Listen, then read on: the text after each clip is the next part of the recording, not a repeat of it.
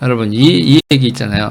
조금 전에 요거 열받아님이 지금 말이 되는 기는 그 기사를 써야지 믿지 그러잖아요. 중국 해군력 미국 제쳤다. 뭐 CNN 20년간 3배로 증가하겠다 이렇게 얘기가 이런 얘기 말이 안 되는 얘기죠. 그런데 여러분 이걸 이렇게 얘기하면 돼요. 중국이 미국보다 사람이 많다. 중국이 미국보다 배가 많다. 군함이 많다. 네. 그 정도 얘기입니다. 군함이 많다고, 군함이 미국보다 많다고 해군력이 더 센 건 말이 안 되죠. 중국이 인구가 미국보다 더 많으니까 미국보다 더 세다. 이렇게 말하는 거와 단순 그 배의 그 숫자가 아니라 질의 문제도 정말 중요한 문제죠. 자, 그렇긴 한데 중국이 거의 미친 듯이 이 군비 증강을 하고 있는 게 문제죠. 지금 중국이 미국에 이어서 캐타필터를 가지고 있는 두 번째 항모 중에서 자체적으로 캐타필터를 제작하는 나라가 없거든요. 프랑스도 미국 거 갖다 쓰는 건데 이 세 번째 항모가 이게 10만 톤급에다가 이 푸제남이 디젤 추진이고 8만 톤, 이거 8만 톤 만수 배수량 10만 톤급이라고 얘기하는데 8만 톤급. 저런 거를 지금 중국이 만들고 있습니다. 자, 문제는 미국이 중국이 이제 어려운 게 보세요. 미국은 이렇게 여기도 봐야 되고 전 세계를 봐야 됩니다. 그죠? 여기도 봐야 되고 미국은 전 세계를 봐야 되는데 중국은 이렇게 보고 있죠. 그러니까 중국이 이게 순차적으로 자기네들이 해군력을 길러서 대한미사일이라고 해서 여기 제1 도련선이라고 하죠. 이 첫 번째 이 섬들 연결하는 일을 쭉 요렇게 되는 거를 일단은 이 안에는 들어오지 마 하겠다. 이렇게 남중국해까지 해서 이렇게 일본 섬들하고 해서 이걸 제1 도련선 그리고 이제 제2 도련선 이게 뭐죠? 무슨 화구죠? 북마리아나 제도 여기 이렇게 괌 이렇게 해서 쭉 해서 이쪽으로 제2 도련선 해가지고 맨 마지막에 최종 목적지는 이 솔로몬 제도 뉴칼레도니아 여기는 여러분 그겁니다. 프랑스령이고 여기 솔로몬 제도 보이시죠? 여기 이런 데까지 여기까지 이렇게 쭉 나와서 태평양을 이렇게 반띵을 하겠다.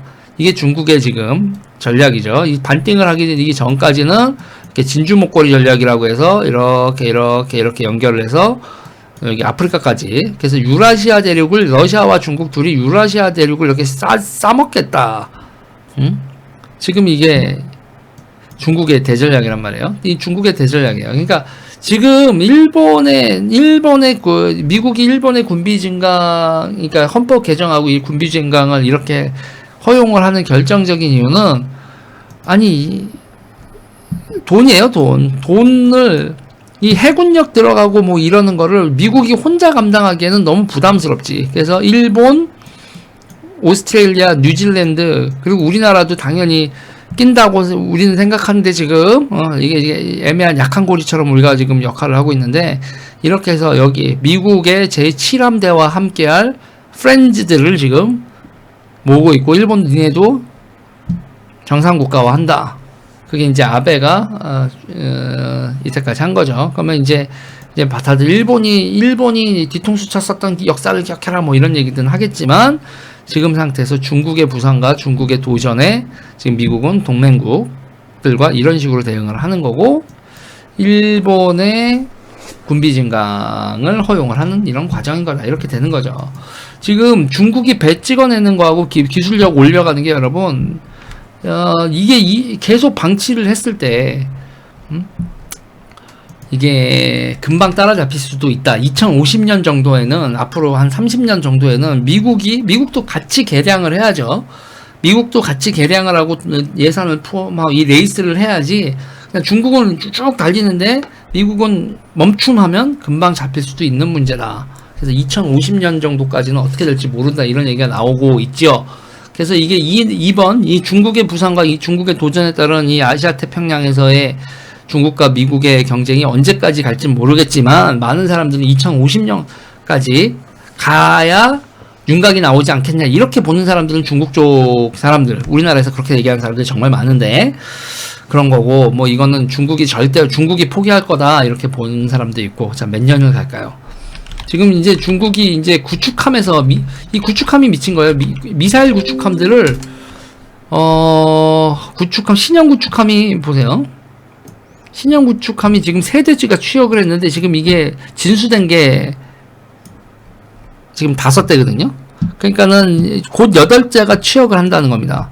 중국 신형 구축함 세대가 취역을 확인했다니까 진수된 게 8대였는데 이게 무슨 얘기냐면 여러분, 진수는 물에 띄우는 겁니다. 물에 띄운다고 바로 군사작전을 할 수 있는 게 아니죠. 물에 띄우고 나서 거기에 있는 그 해병들도 배청이 되고 지휘관도 배치가 되고 함포 같은 것도 배치가 됐고 운용 훈련도 하고 기타 등등. 야, 이 배가 준비됐냐? 네, 준비됐습니다. 그러면 취역을 하는 거죠.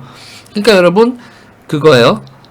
진수는 물에 띄우는 거, 취역은 말 그대로 이제 군 부대에 편성이 돼서 작전을 하는 거, 이건데 지금 중국이 구축함을 8대를 지금 진수를 했단 말이에요.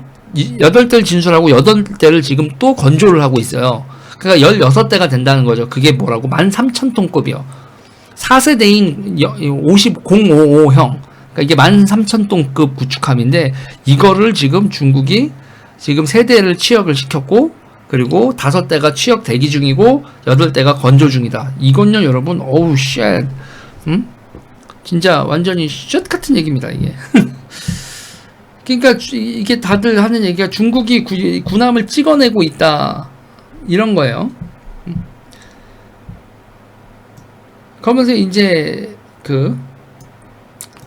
그래서 이제 미국의 이제 국내 정치적 상황인데, 그때 이제 트럼프도 그렇고 뭐 이제 계속 이제 돈 하는 거 아니에요?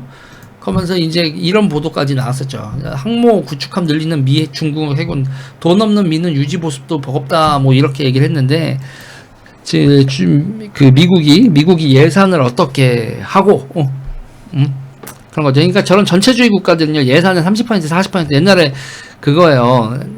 냉전 시대에 미국하고 경쟁하려고 소련은 GDP의 40%를 군사비에 딸려 박은 거 아닙니까? 지금은 중국은 군사비 5% 10%만 써도 여러분 10%만 써도 미국 군방비 따라잡거든요. 그래서 아무튼 간에 대단히 심각한 상황이다. 그래서 이게 일본의 군비, 일본의 이제 정상 국가를 허용하는 미국의 그 배경에는 옛날같이 혼자서 다 할 수가 있는 상황이 아닌 게 정말 큰 영향을 주는 거죠. 아무튼 이번에 아베의 피습 이후에 일본의 헌법 개정, 그리고 그 이후에 이제 우리나라에서도 엄청나게 민주당하고 이쪽에서 뭐 일본을 반일을 세우고 정치 투쟁을 엄청나게 할 텐데, 그거에 대한 어떤 대책이 좀 필요하지 않을까 싶습니다.